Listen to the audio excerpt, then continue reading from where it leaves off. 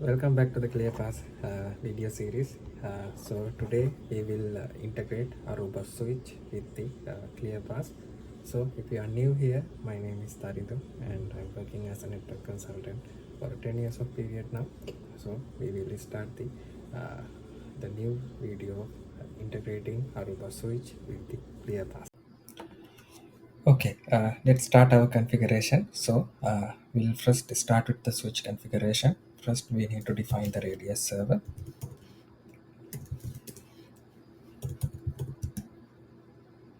Host and my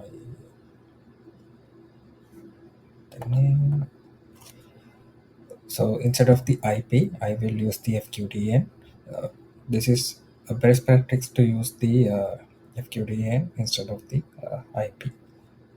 And then I will use the key. So I will use the plain text. In here I'm using a simple key, but in the enterprise world deployment you can use a strong key for this one, because this is the main key which it is using to encrypt your user traffic from ClearPass to the switch. So use a strong key, but in the lab purpose I'm using a simple key for this deployment. And I will enable tracking. So the main configuration is done. This is for the integration to the switch with the Aruba ClearPass. So we can check.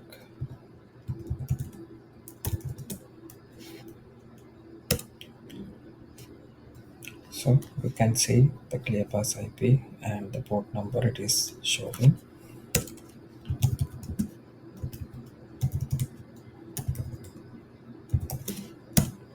If you go into the detail, it will show us. If you remember, I enabled the tracking. So in the tracking, it's sending a username, radius tracking user, and there is no password. And this is the server name. The port is standard radius ports 1812 and accounting port is 1813.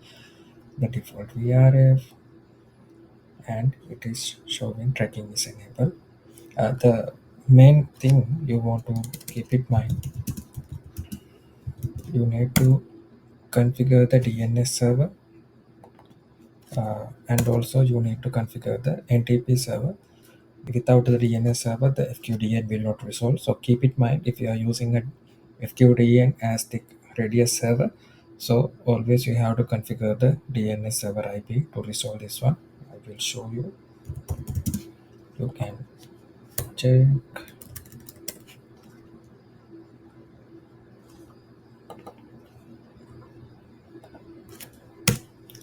So you can see it is resolving to my ClearPass IP. So the main integration is done. Let's jump into the ClearPass now. So in the ClearPass, we might see, yeah, it's sending.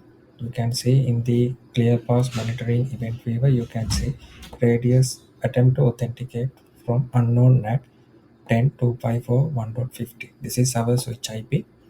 So it is sending the radius request now towards the ClearPass. So we'll configure this one. We'll come to the configuration, devices. You can see this is our controller. We'll add the switch IP also.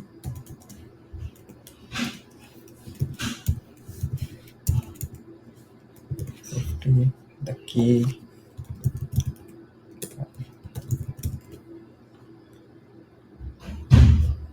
and then click on add.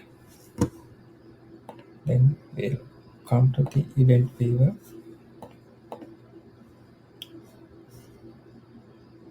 and we can still see some request is coming. Go to the switch again.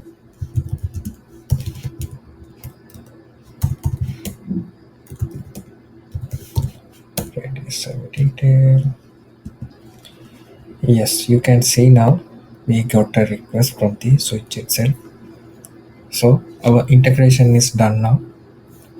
So this is the main integration which we want to do from switch to ClearPass. So main integration is done. In the next video, we will do the use authentication for the wired and wireless.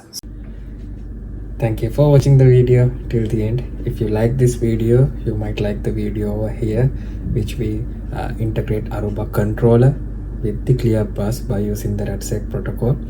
So we'll see you in the next video. Thank you.